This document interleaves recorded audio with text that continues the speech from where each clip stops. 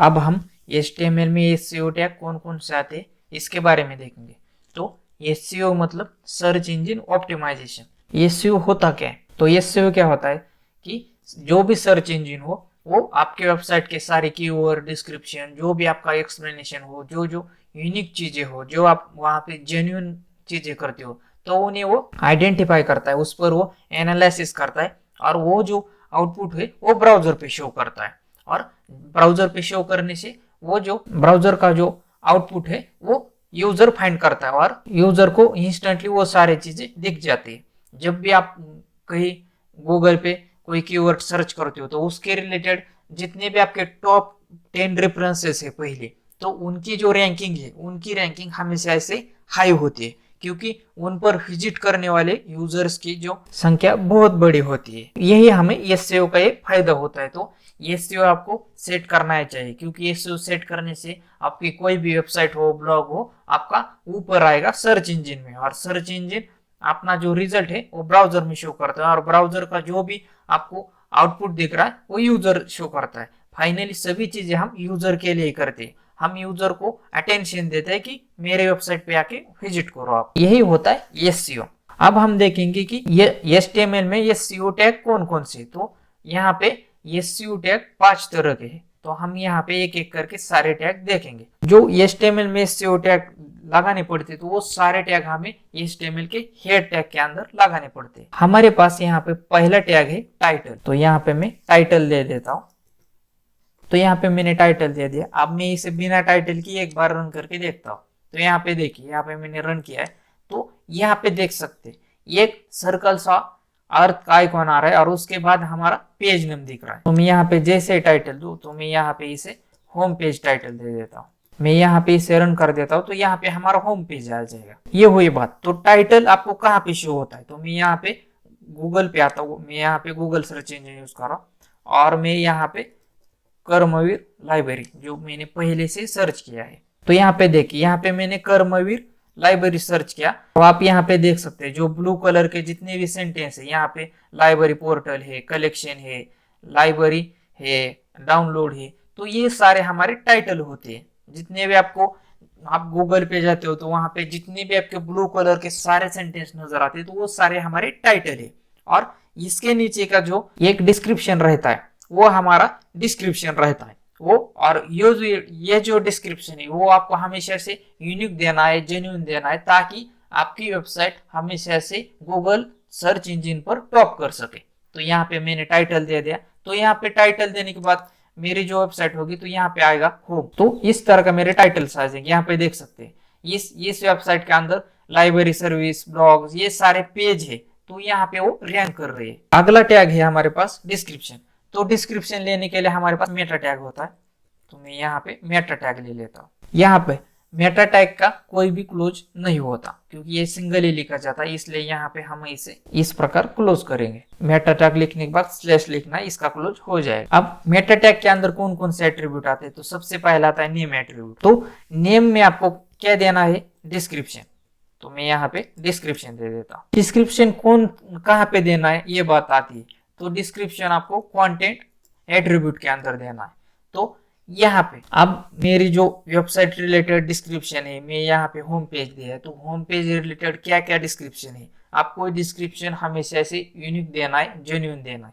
आपको shortly description देना है, यहाँ पे बड़ा सा पैराग्राफ यहाँ पे कभी भी नहीं लिखना। डिस्क्रिप्शन यहाँ पे क्या रहेगा? तो मैं यहाँ पे सिंपल ही दे देता हूँ, this is page about home.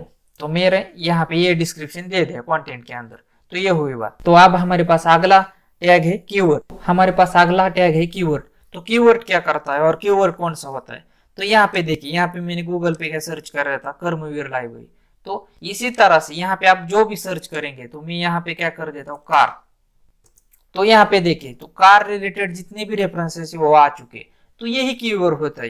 तो गूगल पे हमेशा से गूगल पे हाउ टू जो कीवर्ड है वो सबसे ज्यादा सर्च किया जाता है। आपकी वेबसाइट पर कौन सा कीवर्ड देना है ये भी आपको डिसाइड करना है कि ऐसे आपकी वेबसाइट के रिलेटेड ऐसे कौन से कीवर्ड से उन कीवर्ड को आपकी वेबसाइट में ऐड करना है, ताकि आपकी वेबसाइट गूगल पे रैंक कर सके। कीवर्ड देने के लिए हमारे पास टैग है, मेटा टैग ही है।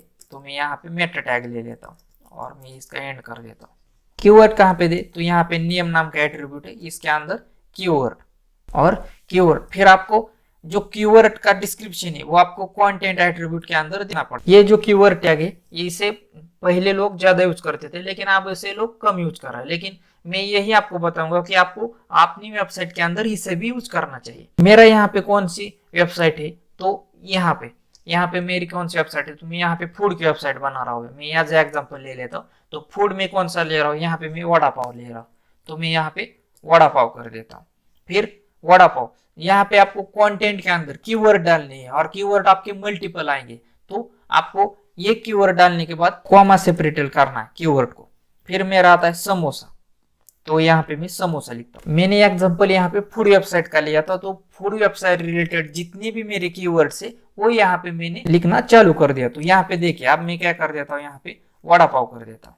तो यहाँ पे देखिए, यहाँ पे मैंने जैसे गूगल सर्च इंजन पे वड़ा पाव यहाँ पे सर्च करने जा रहा हूँ, तो यहाँ पे उसके रिलेटेड जितने भी रेफरेंसेस है वो आ चुके हैं। यही फायदा होता है हमारा कीवर्ड टैग लगाने से। हमारे पास अगला टैग आता है कैनोनिकल। तो कैनोनिकल से क्या होता है, यहाँ पे देखिए, यहाँ पे अभी मैंने टाइटल क्या दिया है, HTML tags.html, यहाँ पे मैंने ये टाइटल दिया। लेकिन यहाँ पे जो मेरा ये पेज दिख रहा है, तो इसी तरह से मेरे पास और भी इसके जैसा ही और एक पेज है। दोनों ही पेज पर कंटेंट जो है वो सेम ही है, दोनों में सभी चीजें यहाँ पे सेम है। यहाँ पे सर्च इंजन क्या करता है, यहाँ पे सर्च इंजन फाइंड करता है कि इन दोनों पेज पर कंटेंट सेम ही है, तो ये पेज वहां पे डुप्लीकेटली यूज किए हैं। तो गूगल सर्च इंजन ये एनालाइज करता है और इसे एनालाइज करने के बाद वो अपना जो अपनी वेबसाइट की रैंकिंग है उसे रोक देता है। हमें सर्च इंजन को ये बताना है कि हमारे पास ऐसे पेजेस है जो डुप्लीकेट भी है, वो बताने के लिए हम कैनोनिकल टैग का यूज करते हैं। यहाँ पे मेरे पास कैनोनिकल टैग का यूज करने के लिए मेरे पास लिंक नाम का टैग है। लिंक टैग के अंदर हमारे पास एट्रीब्यूट है रिलेशन, तो यहाँ पे REL लिखना पड़ेगा और इसके अंदर आपको कैनोनिकल ही लिखना पड़ेगा, कैनोनिकल। तो मैंने यहाँ पे कैनोनिकल यहाँ पे लिख दिया। अब मुझे यहाँ पे सेकंड एट्रीब्यूट है HREF, तो ये बहुत इंपॉर्टेंट है। HREF एट्रीब्यूट के अंदर आपका उस पेज की लिंक देनी है जो पेज इस पेज की तरह सेम ही है। मतलब यहाँ पे मेरा HTML tags.html है और उसी तरह से मेरे पास और एक food.html पेज है, तो ये दोनों मेरे वेब पेज पर जो कंटेंट है वो सेम ही है। मैं यहाँ पे क्या कर देता हूँ, यहाँ पे food.html दे देता हूँ। मैं अपने गूगल सर्च इंजन को ये बता रहा हूँ कि मेरे पास HTML tags.html ये एक और पेज और food.html ये दूसरा पेज, ये दोनों ही पेज मेरे पास सेम ही है। मैं यहाँ पे कोई चीटिंग नहीं कर रहा हूँ, मैं यहाँ पे कोई भी डुप्लीकेशन नहीं कर रहा हूँ। तो मैं ये सारी चीजें गूगल सर्च इंजन को पहले से बता रहा हूँ। अब हमारे पास अगला टैग है रोबोट्स। रोबोट्स क्या करता है, आपका पेज रीड करना या नहीं करना, ये सारी चीजें आपकी रोबोट्स में आती है। तो आपके पेज पर बहुत सारी ऐसी चीजें होती है जिसे आप प्राइवेटली रखना चाहते हो, लेकिन गूगल सर्च इंजन क्या करता है, आपकी सारी चीजें लाइन बाय लाइन रीड करता है। हमें अपने गूगल सर्च इंजन को ये बताना है कि मेरे पास ये चीजें हैं भाई, तुम इसे फॉलो भी मत करना और रीड भी मत करना। तो इन चीजों को बताने के लिए हमारे पास रोबोट नाम का टैग है और उसे देने के लिए हमारे पास मेटा नाम का टैग है। जैसे हमने ऊपर लिया उसी तरह से यहाँ पे, तो इसके अंदर हमारे पास एट्रीब्यूट है नेम नाम का एट्रीब्यूट है, इसके अंदर हमें रोबोट्स करना पड़ेगा। फिर नेम के बाद मेरे पास कंटेंट नाम का एट्रीब्यूट है। अब जो कंटेंट एट्रीब्यूट में जो वैल्यूज देंगे वो बहुत ही इंपॉर्टेंट। इसके अंदर सबसे पहले आती है हमारी इंडेक्स, उसके बाद कॉमा और उसके बाद फॉलो, ये बहुत दोनों इंपॉर्टेंट है। तो इंडेक्स मतलब क्या, तो इंडेक्स का यही मतलब होता है कि भाई तुम रीड करो और अपने डेटाबेस में सेव भी करो, तो ये मतलब होता है इंडेक्स का। और फॉलो का क्या मतलब होता है, तो यहाँ पे आप फॉलो में आप किसी पे बहुत सारे मल्टीपल पेजेस की लिंक देते हो, यहाँ पे सर्च इंजन उन पेजेस को फॉलो करता है। ये हम यहाँ पे क्या कर रहे हैं, सर्च इंजन को सारी चीजें रीड करने और फॉलो करने के लिए बोल रही है और डेटाबेस में भी सेव करो ये बोल रही है। लेकिन आप इन चीजों को ये चीजें मत करो, ये बोलने के लिए हमारे पास क्या है, यहाँ पे मुझे नो लिखना पड़ेगा, नो इंडेक्स और नो फॉलो।